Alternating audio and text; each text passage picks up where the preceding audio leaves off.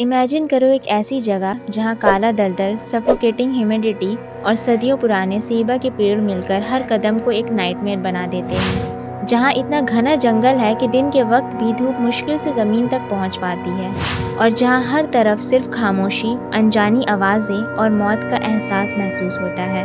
Official reports इसे एक extra ordinary survival story कहते हैं, लेकिन इंटरनेट पर इस इंसिडेंट को लेकर एक और थ्योरी भी काफ़ी मशहूर है। एक ऐसी कॉन्स्पिरेसी थ्योरी जो क्लेम करती है कि अमेज़न सिर्फ एक जंगल नहीं, बल्कि एक ऐसी जगह है जहां लोगों के साथ ऐसी चीज़ें होती हैं जिन्हें साइंस आज तक पूरी तरह एक्सप्लेन नहीं कर पाई। और इसी इंसिडेंट को नेटफ्लिक्स की डॉक्यूमेंट्री द लॉस्ट चिल्ड्रन ने भी एक्सप्लोर किया। आज हम इसे मिस्ट्री और इससे जुड़ी कॉन्स्पिरेसी थ्योरी को एक्सप्लोर करेंगे। सब कुछ शुरू हुआ 1 मई 2023 को, जब कोलंबिया के घने अमेज़न रेन फॉरेस्ट के रिमोट यारी रीजन में एक छोटा प्रोपेलर प्लेन केसनर 206 क्रैश हो गया। प्लेन में मौजूद 3 अडल्ट्स इस हादसे में जिंदा नहीं बच सके, लेकिन इस ट्रेजेडी के बीच एक ऐसी बात हुई जिसने पूरी दुनिया को हैरान कर दिया। मैग्डलेना के 4 बच्चे, 13 साल की लेस्ली, 9 साल की सोलेनी, 4 साल का तियन और सिर्फ 11 महीने की क्रिस्टीन इस भयानक क्रैश में जिंदा बच गए और फिर अमेज़न के बीच अगले 40 दिन तक लापता रहे। बाद में सामने आई रिपोर्ट्स के मुताबिक क्रैश के बाद मैग्डलेना कुछ दिन तक जिंदा थी। अपनी आखिरी सांसों में उन्होंने लेस्ली से कहा था, यहाँ मत रुकना, अपने भाई बहन को लेकर निकल जाओ और हेल्प ढूंढो। इसके बाद कोलंबिया की मिलिट्री और इंडिजिनस ट्रैकर्स ने ऑपरेशन होप नाम का एक मैसिव रेस्क्यू मिशन शुरू किया। लेकिन सर्च ऑपरेशन के दौरान एक अजीब बात सामने आई। बच्चे रेस्क्यूअर से जानबूझकर छुप रहे थे। इसके पीछे 2 बड़े रीजंस बताए जाते हैं। पहला, कोलंबिया के सालों पुराने आर्म्ड कॉन्फ्लिक्ट की वजह से मिलिट्री यूनिफॉर्म्स और गन्स उनके लिए डर का सिंबल बन चुके थे, और दूसरा, उनके अब्यूजिव स्टेप फादर मैनुअल रनॉक का गहरा साइकोलॉजिकल ट्रॉमा। इसी वजह से जब भी उन्हें हेलीकॉप्टर्स या सोल्जर्स की आवाज़ सुनाई देती, वो और गहरे जंगल में जाकर खामोशी से छुप जाते थे।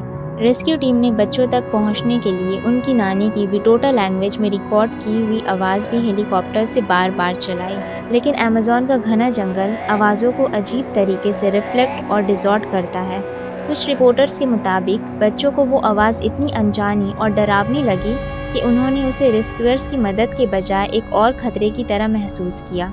लेकिन इस पूरे इंसिडेंट का सबसे मिस्टीरियस हिस्सा था विल्सन, कोलंबियन आर्मी का एक बेल्जियन मैलिनॉइस रेस्क्यू डॉग। विल्सन ने बच्चों के फुटप्रिंट्स और सेंट को सक्सेसफुली ट्रैक किया था, लेकिन कुछ ही दिन बाद वो खुद अमेज़न के जंगल में लापता हो गया और आज तक उसका कोई पता नहीं चल सका।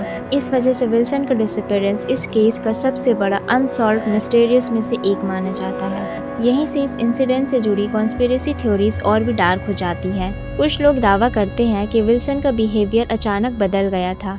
कहते हैं उसने अपना कॉलर तोड़ दिया और बिना किसी वजह के जंगल के और गहरे हिस्से में भाग गया।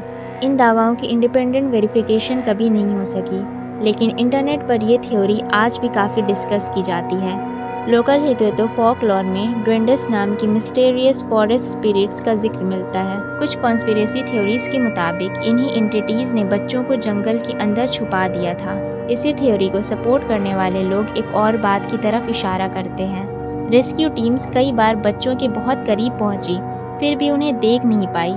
ऑफिशियल एक्सप्लेनेशन ये है कि अमेज़न का घना जंगल, डेंस वेजिटेशन और डिफिकल्ट टेरेन सर्च ऑपरेशन को बेहद मुश्किल बना देते हैं। लेकिन कॉन्स्पिरेसी बिलीवर्स मानते हैं कि जंगल के अंदर कुछ ऐसा था जो बच्चों को नज़रों से छुपा रहा था। सच क्या है, इसका जवाब आज भी किसी के पास नहीं है, लेकिन इसी वजह से अमेज़न के इस इंसिडेंट को दुनिया के सबसे मिस्टीरियस सर्वाइवल केसेस में से एक माना जाता है। जब 39 दिन बीत गए और रेस्क्यू ऑपरेशन लगभग अपनी आखिरी उम्मीद खो चुका था, तब इंडिजिनस ट्रैकर्स ने अपनी ट्रेडिशनल स्पिरिचुअल प्रैक्टिसेस का सहारा लिया। इसी से जुड़ी एक पॉपुलर कॉन्स्पिरेसी थ्योरी के मुताबिक एक शमन ने ayahuasca या येज रिचुअल के दौरान एक विजन देखा था, जिसने उन्हें जंगल के एक खास हिस्से की तरफ इशारा किया, और फिर 40वें दिन एक ऐसा चमत्कार हुआ जिसने पूरी दुनिया को हैरान कर दिया। घने अमेज़न रेन फॉरेस्ट के बीच ट्रैकर्स को वो चारों बच्चे जिंदा मिल गए, कमज़ोर, माल नरिश्ड और थके हुए, लेकिन जिंदा। ऑफिशियल रिपोर्ट्स के मुताबिक उनकी सर्वाइवल का क्रेडिट लेस्ली की हिम्मत, इंडिजिनस नॉलेज और रेस्क्यू टीम्स की लगातार मेहनत को दिया जाता है। लेकिन कॉन्स्पिरेसी बिलीवर्स मानते हैं कि इस कहानी में अभी भी एक ऐसा सवाल है जिसका जवाब किसी के पास नहीं है। विल्सन का लापता हो जाना और रेस्क्यू टीम्स का बार बार बच्चों के करीब पहुंचकर भी उन्हें ना देख पाना, इन सब ने इस इंसिडेंट को सिर्फ एक सर्वाइवल स्टोरी नहीं बल्कि दुनिया की सबसे मिस्टीरियस केसेस में से एक बना दिया। तो तुम क्या मानते हो, क्या ये सिर्फ सर्वाइवल, कोइंसिडेंस और अमेज़न की कहानी थी, या फिर इस जंगल में वाकई कुछ ऐसा छुपा है जिसे साइंस अभी तक समझ नहीं पाई? अपनी थ्योरी कमेंट्स में ज़रूर बताना। और अगर तुम ऐसी साइकोलॉजिकल मैनिपुलेशन टेक्निक्स को पहचानना चाहते हो जो छुपके से तुम्हें कंट्रोल करने की कोशिश करती है, तो इस वीडियो को ज़रूर देखना। मैं तुम्हें वहीं मिलूंगी। बाय।